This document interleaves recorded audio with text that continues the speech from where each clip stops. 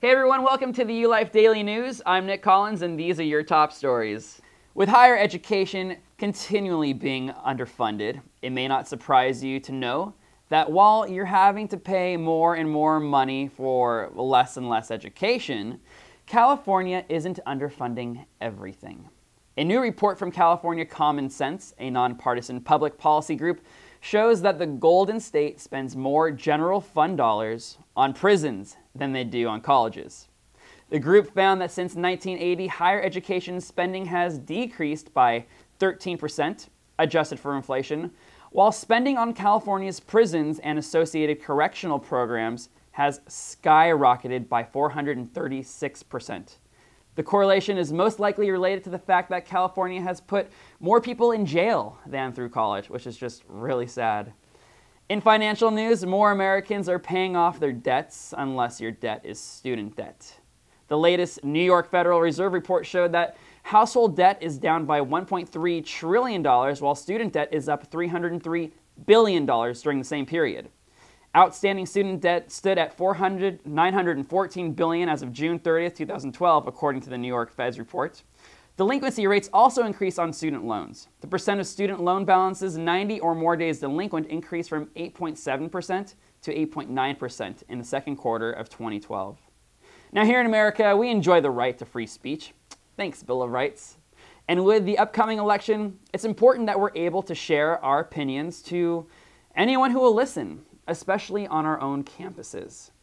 The Foundation for Individual Rights in Education recently released a list of the best schools for free speech inclined, and Southern schools came out on top. The University of Mississippi, Mississippi State University, University of Virginia, and the University of Pennsylvania were among those schools that made the list.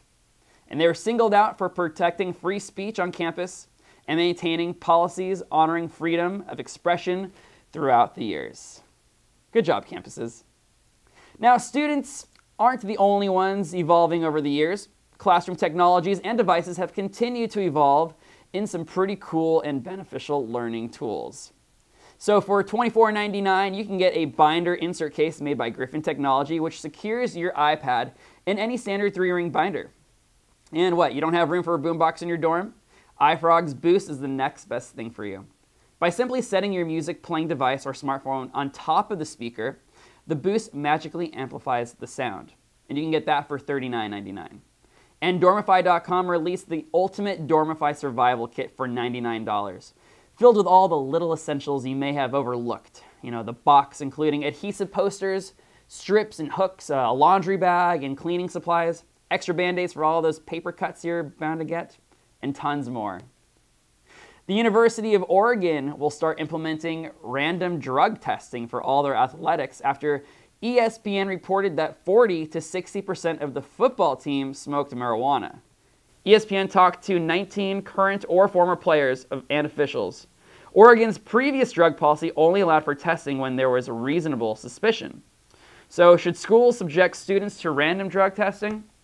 Let us know what you think in the comments below. And as always, check out ulife.com for these stories and all of your university lifestyle news. For the ULife Daily News, I'm Nick Collins. Have a great weekend, and thanks for watching.